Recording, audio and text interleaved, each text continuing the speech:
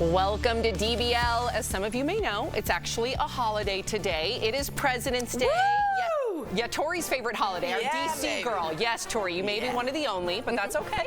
Of course, it is a day to honor the birthdays of George Washington and Abraham Lincoln, but today, we thought we'd talk about the two men who are running to be our next president, Biden and Trump. So let's start with Trump, who is facing a huge loss after the judge in his New York civil fraud case ruled against him on Friday. Now, Trump must now pay more than $450 million in penalties with interest. He also can't run his business in New York for 3 years. Meantime, Trump was at SneakerCon in Pennsylvania. Yes, SneakerCon this weekend, where he launched a pair of Trump-branded shoes. They are shiny in gold with the American flag on the heel, and they cost nearly $400. Now, meanwhile, President Biden is still busy trying to fight back against critics who say he is constantly looking confused and lost and that he struggles with his memory. So what do you all think of the state of the presidential race? Now, Tori, you're the most invested in this. We all should be, but this is, like you said, this is your holiday. Love this holiday. What are you feeling? Not so good about the future. Gotta be honest with you. Trump owes an enormous amount of money. I think we have a GoFundMe page was started. It's already got $500,000 of people that are raising it for his legal fees.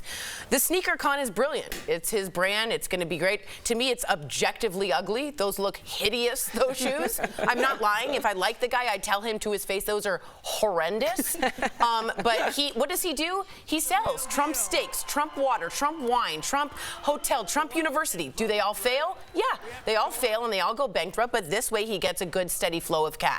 As for Biden, it's not looking good, guys. And I will say this. You brought this up a long time ago about him not looking great. Well, it has leaked into the most common, well-known liberal journalist, like Ezra Klein. He came out with a podcast over the weekend in which he suggests, again, like Bob Costas, like I've said before, at the Democratic National Convention, President Biden steps down with dignity and gives it up to the states, because at this point we can't win with this.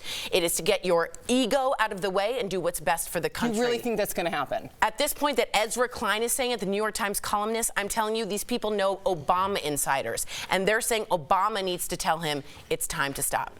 Do I think this might happen? Yeah. I think the louder this gets and the more realistic this gets, Biden is hearing it more. Do you think Democrats would run that risk of at this bringing point, in a random candidate when you have a candidate that's vulnerable in Trump? He's vulnerable. He might be in jail. Right, exactly. Do I think it's probable? No. A possibility? Absolutely yes. You have Gretchen Whitmer, you got Pete Buttigieg, you have Josh Shapiro, you got a lot of folks, Gavin Newsom, and at this point, he's only going to get older. Wow. This is just, I can't believe this is the state of our affairs. This is what our choices are. Erica, what did you think of the sneakers? I heard you had quite the opinion. I had quite the opinion. Erica, don't hold back. Did you like this? No, I agree with Tori. Okay, thank you. Thank you. But much like what you said earlier, I think that's a good point about the way that Trump markets, because it's all about the appearance. It's not exactly about the effectiveness. Exactly. But that's what something like those sneakers would represent. I'm curious who the demographic were that actually purchased the sneakers versus who they were aiming for, because this was also supposed to be a strategy to speak to younger voters. Do Trump's younger voters go out and buy $400 sneakers? Or are these people who are sneakerhead, collector, connoisseur people? Because some of them were going up for, like, I think $3,400 at some point. So I'm just curious to know the demographic. I don't know if that was a great take. I think it was great. Questions. All right, Tori. All right. Okay, so as part of President's Day, a recent survey of experts ranked our presidents from best to worst. Number 1, Abraham Lincoln. President Biden is ranked at number 14. Former President Trump ranked dead last, number 45. What do you think of all these rankings, Jeff? Who does this? Yeah, who does this? If someone's like, hey, do you want to rank the presidents? I'd be like, get away from me. You know what I mean? But I think it's ranked based off of just what you know, what you're familiar with. Think of money. Washington, Lincoln, Jefferson. Those are the names you could rattle off. You can't, well, Tory can, but most people can't rattle off all the presidents, right? Just the ones that are on Mount Rushmore or whatever. So those are the most famous. So ranking the presidents now, I don't know. Happy President's Day. Oh, Happy President's Day. But she has factoids. I do. Oh, my favorite. Aren't you excited? Another one of my faves. I'm sure you're happy. All right, in order, top 5. Okay. We got Lincoln. Okay. We got FDR. We got Washington, that good old #1. We got Theodore Roosevelt, the bull moose. Oh. And then we got Thomas Jefferson. So not only are they the famous ones, they are the ones that changed the foundation of this country the most, I would say. Why'd they call him the bull moose? Because he literally shot a lot of moose. Oh. He was a hunter, a rough rider. Carried a big stick. Not DMX. Very good. Okay. Also, can we talk for a second about President's Day, please? Because some people have the day off, like if you work for a bank or the government. We don't. But our kids don't have school, right, Jeff? So we have to figure that out.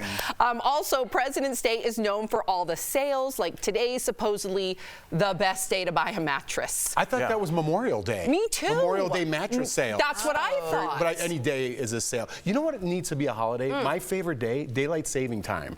When the clocks, we get an extra hour. Really? That's my favorite. March 10th. It's coming up. March 10th. You really do know I'm very that. I'm very Why? excited. The I don't sun. just the day is longer. Are you I a get farmer? more enjoyment. He's a barbecuer. I feel like for my mental health, the longer days, I get more I get that. constructive. President's Day, it doesn't hold the same prestige as it once was. True. When we say President's Day with our two candidates that we have now, we're kind of like, meh. I know. It's Sad. disappointing. Yeah, it's sad. The I decline. think we should have a holiday where it's like there's one day of the year where you can ask somebody what their name is. What? You know, like if you What do you talk to mean? somebody for a long time and you're like, I don't know this guy's name, and now too much time has passed to really say I don't know your name. Like there's one day where That's a you can be good one. like, what's your name, dog? Yeah. And then like you get a pass? Yeah, they can't be mad at Yeah, you. you that get a day. pass. That's a really good That's idea. brilliant, Albert. Oh my God. Yes. That's brilliant. It's a real thing. Good job. It's sad that you thought of it, but Yes. it's brilliant. It's really yes, it good. is.